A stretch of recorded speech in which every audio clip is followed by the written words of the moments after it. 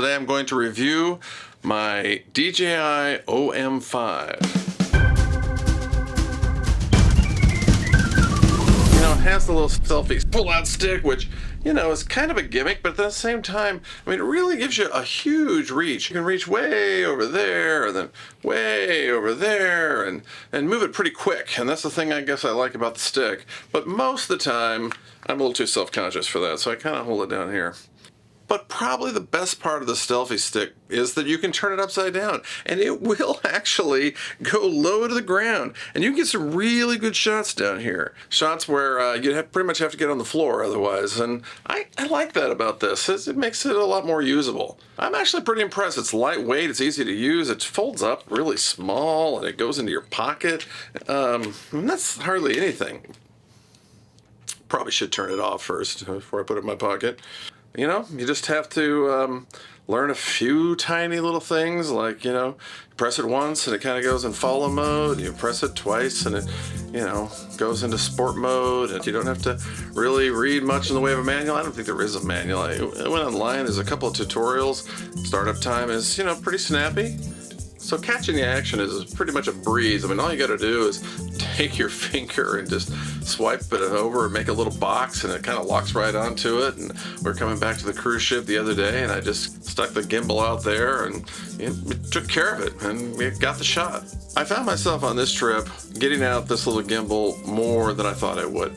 When I pull out the A7S III, I get more stares, and when I used to pull out the camera that I had over my shoulder, I got lots of stares. What are you making? Are you making a movie? What's going on? People are pretty used to selfie sticks and phones out there, and so it doesn't draw too much attention, and you can kind of get whatever little shot that you want to get for your B-roll.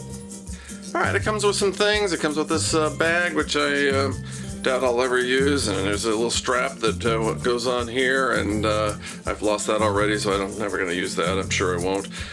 But it also has this little tripod, which the tripod isn't great, but it does screw into the bottom. It has a 1/4-20, which is awesome. That means that I can put a monopod on this thing and extend it out further. There are a couple things that really bother me about it, though. I never shoot vertical video, and I thought, oh, well, I'll just turn that feature off, and so it will never give me this vertical video. But no, every time you turn it on, it goes up in this position right here. And, well, I wish there was some software that wouldn't do that, but at the same time, it's easy to launch the app from this. It's easy to use Face ID, so you just double tap the little button down here, and it goes into horizontal mode where you really want it anyway. It'd be really great if this little disc here were built into a case that was super solid, that maybe had a little another 1/4-20 around here and here, and then I could just, you know, when I wanted to shoot with it, I could pop this out of my normal case and stick it in that case. When I'm on vacation, I just keep it in that case the whole time. And, you know, when I originally bought this, I thought, oh, it's great. This is for people who don't have the new iPhone that has the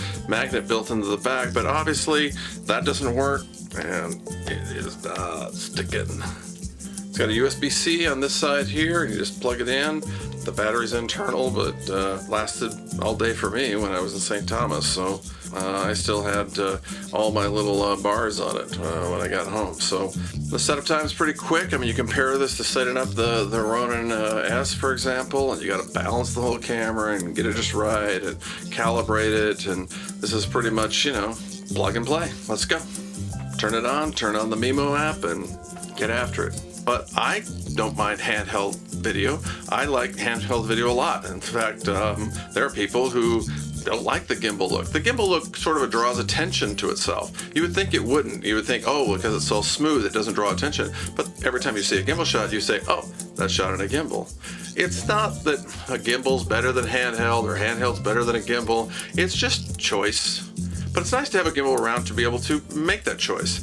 Now, more important than getting a smooth gimbal shot is gathering all the little elements that you need to tell your story. And the OM5 does excel at that, because you can get it out quickly and grab a little shot in here that will help you tell that story. But the OM5 isn't going to tell your story for you. Oh, wait a minute. They do have that little thing where you go in and you... All right, maybe the OM5 will tell your story for you, but it won't tell it as well as you can. I've been showing you a number of clips throughout this video showing you the OM5 in action, but I've been showing you largely the clips that I didn't use for my video, the clips that were kind of thrown away or cast off because they didn't help me tell the story. In part 2 of this review, I'm going to show you the full 2-minute version of our trip to Honeymoon Beach and how we swam with a sea turtle. Now, that one has a lot of clips from the OM5, but also from my ZV-1 and my A7S III, and there's also a GoPro in there, of course. So you need all of those little elements to make a compelling video. And in part 2, I'm going to explain how I put all those together to make a video that actually tells a story. And at the end of the day, that's all that really matters in your video is, are you telling a compelling story? So if you'd please just click on the next video. I have a link over here. You just click on that link and go to the next video and watch part 2.